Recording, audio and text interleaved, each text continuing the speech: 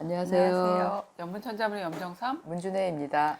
자, 오늘은 제 95강을 배우시겠습니다. 오늘 배우실 8글자는 거하정력, 원망추조입니다. 네. 자, 문 선생님 이제 설명을 네. 해주시죠. 네. 거하정력의 거는 도랑 거자, 네. 하는 연꽃 하자, 적은 관역 적자, 력은 지낼 력자입니다. 그래서 네. 먼저 해석을 해보면 도랑에 피어 있는 연꽃은 관역적이라고 했지만 여기서는 이제 분명하다는 의미로 해석을 해주셔야 돼요. 네. 정력 자체를요. 그래서 도랑에 피어 있는 연꽃은 그 빛깔이 분명하고 선명하고 이렇게 해석할 수 있습니다. 네.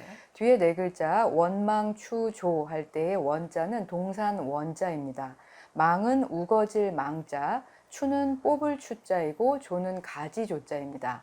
그래서 이것도 해석을 해보면 동산에 우거진 수풀에서는 가지가 뻗어 나온다 이렇게 해석할 수 있습니다. 그러면 요 강에서 배울 글자들은 이제 자연물, 자연에서 네. 나는 초목이나 네. 꽃이나 네, 이런 네. 거에 대해서 읊고 있는 맞습니다. 구절이네요. 특별히 네. 그 연꽃이 피는 여름 7, 네. 8월 또 나무에서 가지가 나오는 또 5, 6월 네. 이렇게 봄, 여름에 해당하는 자연의 아. 경관인 것 같습니다. 네, 그렇군요.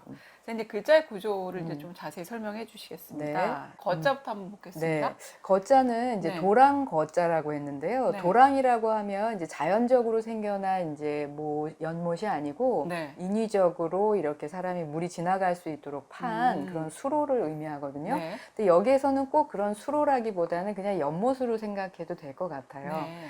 이 거자는 구조를 보시면 해설을 보시면 아래쪽에 나무가 있고 위에 물소하고 클 거자가 들어가 있거든요. 네. 근데 이 구조는 설문 소전으로 가시면 구조가 약간 달라집니다. 네. 먼저 왼쪽에 물수가 있고요. 네. 오른쪽에 이게 한 글자로 이렇게 모여 있어요. 아, 그렇군요. 예, 그래서 설문에서는 이 글자가 물수와 또 이 글자만으로는 하나의 한자가 되지 않거든요. 그래서 이렇게 생긴 글자, 이게 무슨 글자냐면 곱자라고 하는 구자입니다. 곱자라고 하는 건 이제 기역자처럼 생긴 네.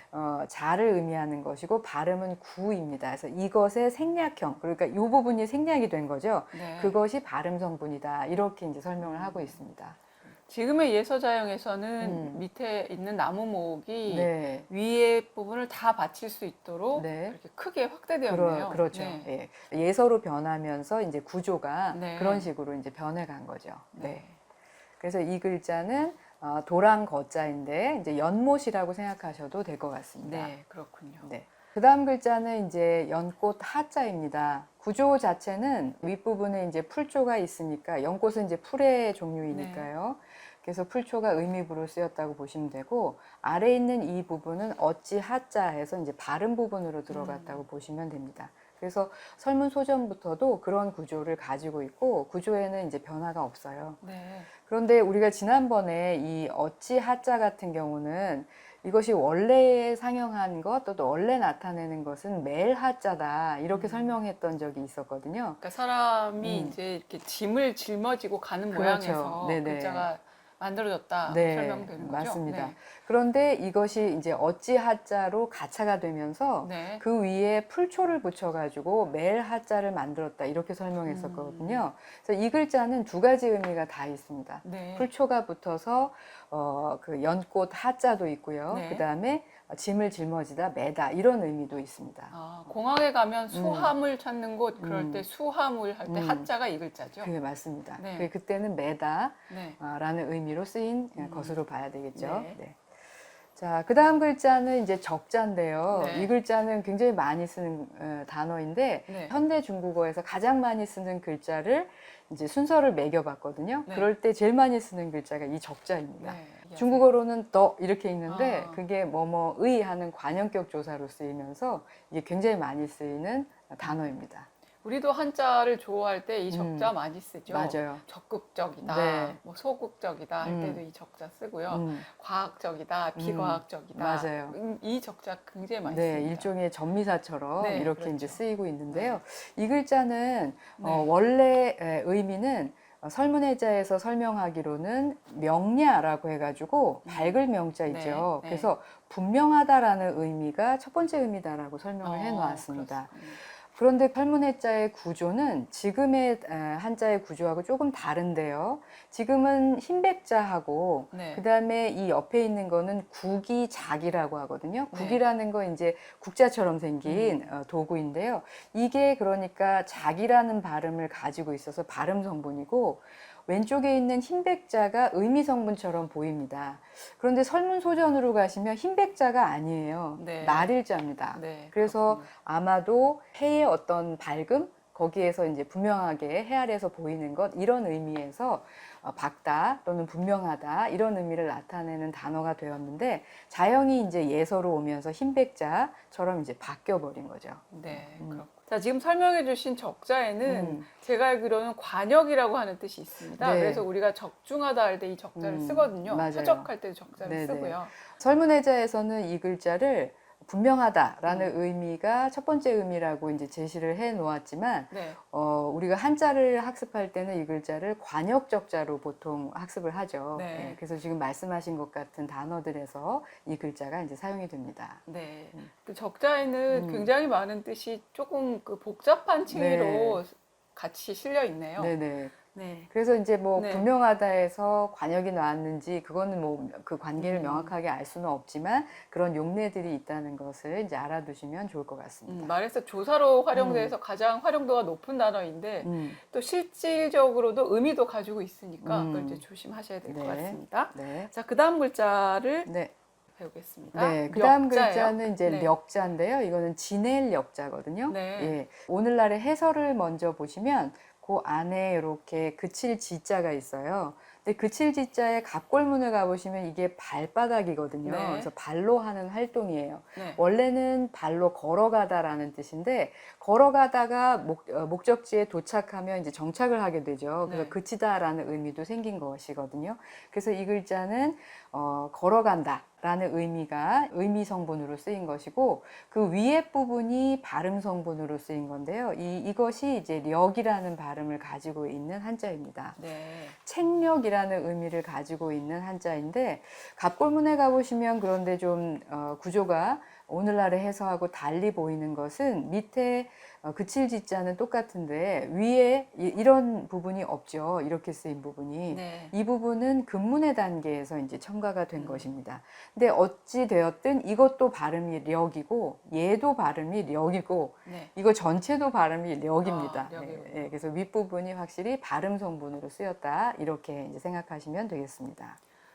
좀 전에 얘기해 주신 책력 혹은 네. 달력할 때 력자는 이렇게 날일이 들어가야 력자죠. 맞아요. 처음에는 네. 날일이 들어가지 않은 한자를 썼었는데 의미를 이제 명확하게 해주기 위해서 날이라는 것은 이제 해의 움직임에 따라서 네. 구분이 되는 거니까 날일자를 넣었다 이렇게 보시면 되겠죠. 네. 지금 진할 역자는 이제 우리가 역사 할 때 역사 과목 굉장히 중요하잖아요. 네, 네, 네. 그때 이 역자를 사용하고 있죠. 그렇죠. 요 문장 안에서는 그 뜻입니까? 아니요. 이 문장 안에서는 정력이 한 단어로 쓰여서 네. 분명하다, 색깔이 분명하다. 뚜렷하다 이런 의미로 이해하시면 되겠습니다. 네, 알겠습니다. 네. 자, 그러면 거하정력을 한번 정리해 주실까요? 네네. 연못에 피어 있는 연꽃잎이 네. 빛깔이 아주 선명하다 이렇게 해석하겠습니다. 자, 그러면 이제 그 다음 구절의 첫 번째 글자 원자를 설명해 주세요. 예, 이 글자는 네. 동산 원자인데요. 네. 보통은 우리가 정원이라고 할 때 이 네. 글자를 쓰죠. 네. 뒤에 집에 있는 뜰 같은 것을 의미하는 것인데 오늘날에는 정원이 뭐 그렇게 크지 않고 대부분은 이제 아파트 생활을 하니까 정원이 그렇죠. 없는 땅에 있는 집도 집이 많죠. 뭐 거의 드물죠. 네. 네, 도시에서는 특히 그렇죠. 그렇죠. 예전에 왕의 정원, 네. 제후의 정원들은 뒤에서 사냥을 할 정도로 그렇게 네. 넓었다고 해요. 그래서 네. 그런 정원, 그런 뜰을 의미하는 단어입니다. 구조는 간단한 게 겉을 에워싸고 있는 이 부분은 구역을 의미하는 거고요. 안에 들어있는 이 부분은 옷이 긴 것을 의미하는 원자입니다. 네. 그래서 이 부분이 발음으로 쓰였다고 생각하시면 되고, 겉에가 동산의 어떤 그 범위를 동산의 윤곽을 그려준 것이라고 생각하시면 되겠죠. 그래서 동산 원자입니다. 네. 자, 그 다음 글자는 이제 망자인데요. 네. 이 망자는 지금 해서로 보시면 위에는 풀 두 개가 있고 네. 아래에는 이렇게 손 두 개가 이렇게 됐을 때 대체로 이렇게 쓰였거든요. 네. 다른 글자에서는. 그런데 소전으로 가보시면 여기는 손이 아니고 완전히 풀이 네 개가 있는 모습입니다. 그래서 풀이 우거졌다는 의미의 이런 망자도 있어요. 네. 예, 그래서 이 글자가 발음 성분이기도 하면서 동시에 의미도 나타내고 있습니다. 가운데 들어가 있는 부분은 개견자인 것 같은데 맞아요? 예, 맞아요. 그게 그럼 의미 성분으로 들어가 있는 걸까요? 네, 여기서 이제 발음은 관계가 없으니까요. 네. 그래서 설문해자에서는 이제 개견자가 들어간 이유를 네. 개가 숲을 속에서 네. 토끼가 이렇게 도망갈 때 잘 쫓아간다. 사냥개인가 봐요. 네. 그래서 그 개견이 숲을 속에서 뛰어다니는 개를 의미하기 위해서 들어갔다. 이렇게 설명을 해놨어요.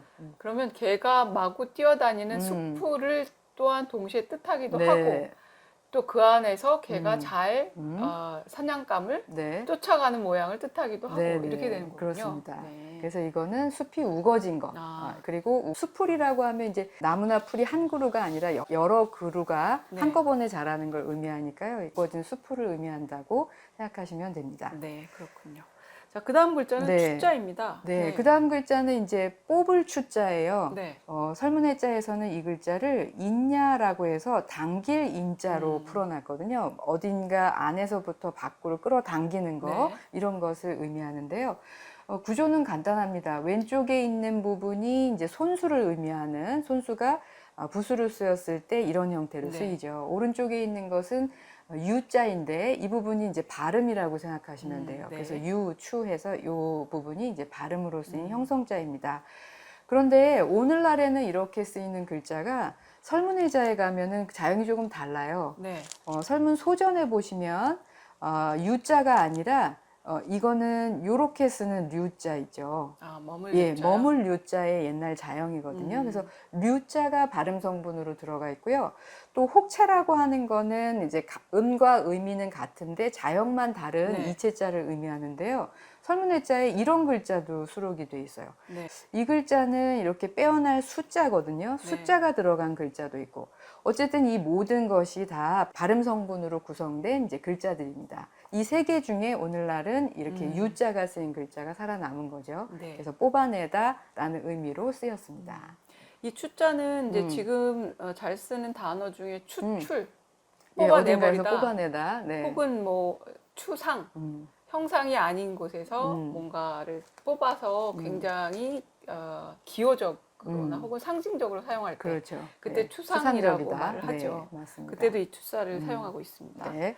자, 그러면 오늘 마지막 글자 네. 조자를 한번 배우겠습니다. 예. 이거는 이제 가지 조자인데요. 네. 여기 나무 목자가 있으니까 나무의 가지인가 보다 이렇게 생각하시면 쉽죠. 그러니까 네. 나무 목이 의미 성분이고 네. 그럼 나머지 이 글자가 뭐냐? 이 글자가 발음 성분인데요. 네. 이게 바유라고 하는 발음을 가진 한자입니다. 네. 바라고 하는 건 우리가 바소자 배운 적 있잖아요. 뭐뭐한 것, 뭐뭐한 곳이라는 의미의 그런 같은 의미를 나타내는 글자이고 이것이 발음 성분으로 들어가서 이제 가지 조자를 만들었습니다. 네. 그래서 이 글자를 사람 인자가 왼편에 있으니까 이것이 이제 부수인가 부수다. 이렇게 생각하시기가 쉬운데 그렇지 않고 요 나무 목자가 이제 부수이고 나머지 부분이 발음 성분인 것으로 생각하시면 되겠습니다. 자연 분석을 잘못하면 이제 의미부와 발음부를 제대로 분석해내지 못하겠군요. 그렇죠. 네. 가지 조자인데요. 네. 가지는 이제 들쭉날쭉하게 나는 게 아니라 나는 순서도 있고 네. 나는 위치도 있잖아요. 그래서 가지 조자를 사용해 가지고 조리가 있다 이렇게 할 때요. 네. 그때 이 글자를 사용을 합니다. 네, 그렇군요. 우리가 이제 조항, 뭐 조목 이럴 때도 이 조자 쓰죠. 맞습니다. 예, 순서대로 되어 있는 것들 이럴 때.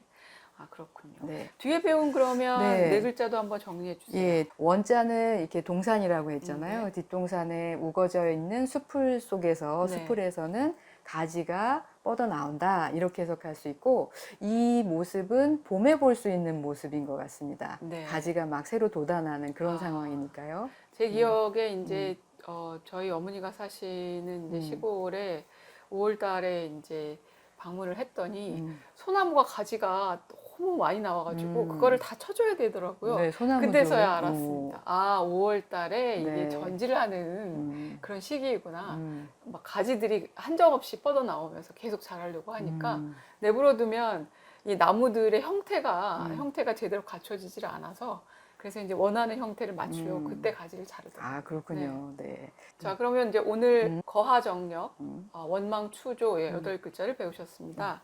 다음 시간에 배울 8글자는 비파만취 오동조조입니다. 자, 오늘 여기까지 하겠습니다. 네, 감사합니다.